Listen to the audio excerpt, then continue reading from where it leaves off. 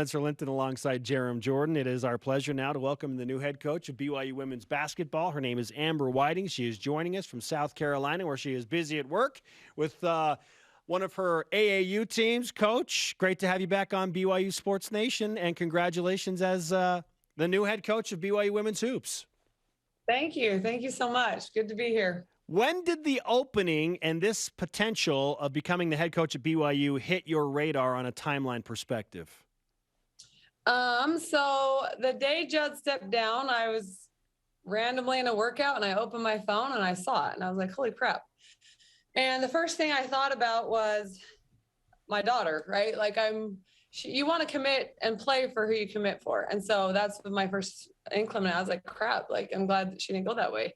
And then little by little, like it just started coming up, and me and my husband sat and looked at each other one day and I was just like, I want to do this.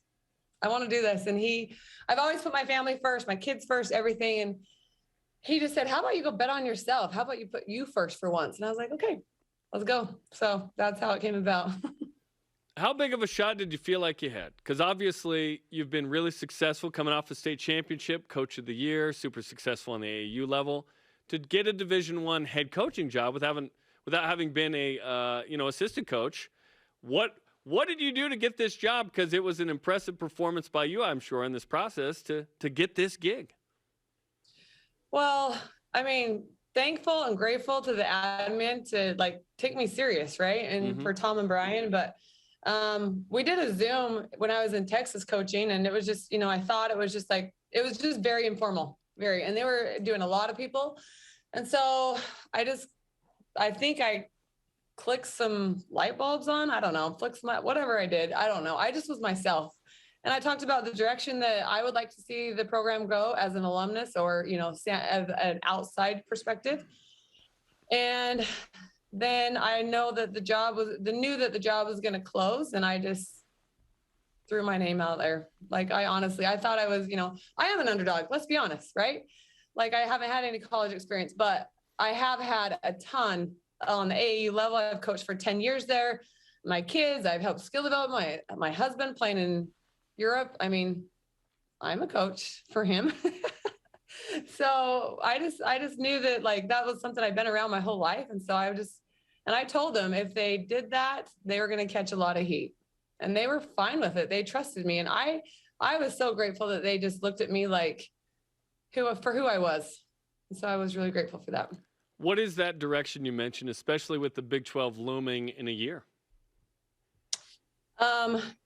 We got to get better defensively. Like that's my first and foremost. And I talked to some of the girls and of what, where I want to see it go, but we need to get serious with player development. We got to get the best of the best as far as recruiting goes, align our standards with BYU. And I feel like if we start down that direction, and I'm one that gets in and we work hard. And no matter, if we take our hits one day, we're going to get back up the next morning. We're going to go again. So I just hope that they take on that mentality of be tough. We got to go be tough. So the new head coach of BYU women's basketball, Amber Whiting, is with us on BYU Sports Nation. How familiar are you with the women currently on the BYU basketball roster? So I actually coached Emma growing up, Emma Calvert. And so she's done that. I was Shaylee's mentor. They lined me up with her. And so I've had lunches a couple times with her and, talked with her. And my daughter coming down to be recruited by BYU, we got to sit in with lunches with them and do things. She played with Nani 2 years ago. So I'm very familiar. I always watch. We always report all their games. Like I go through them, and I mean, super interested. So yeah.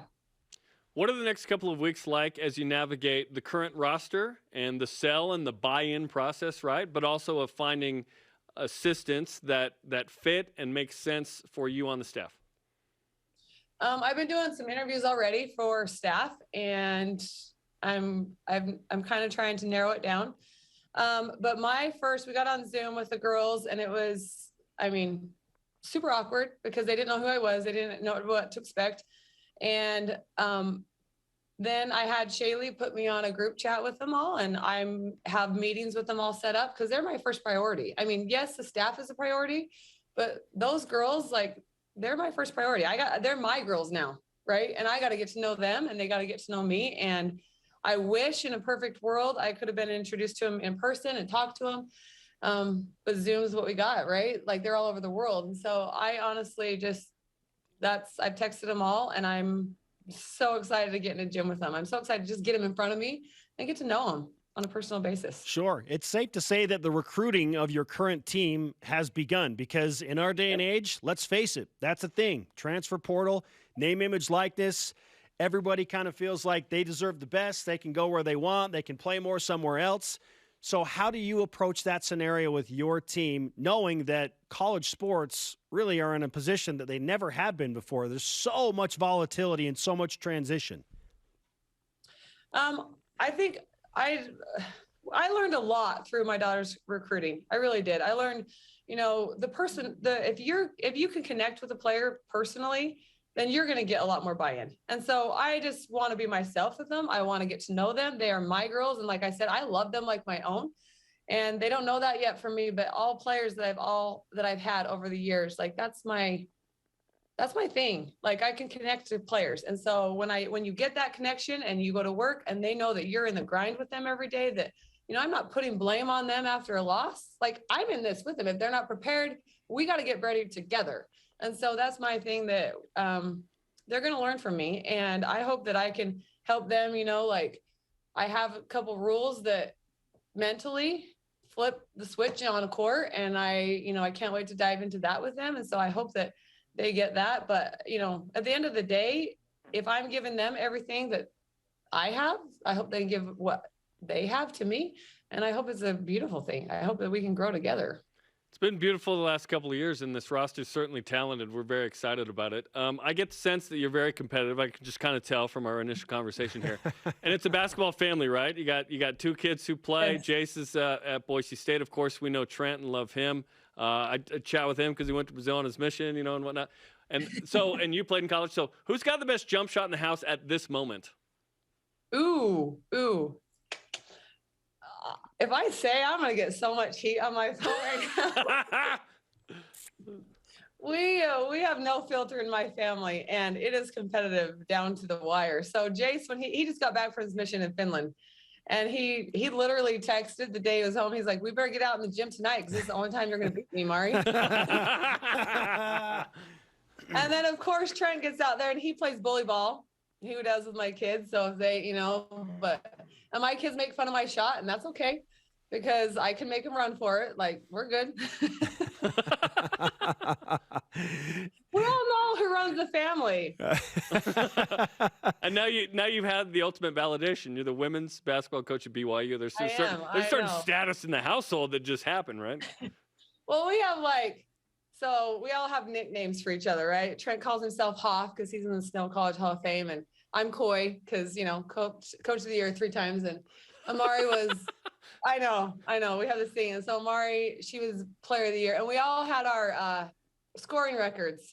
So Trent's was 41, mine was 39 at Snow, and then Jace hit 40 something. Well, then Amari got 44 this last year. Oh. And that was her claim to fame. I am for a long time, she couldn't say anything, but now.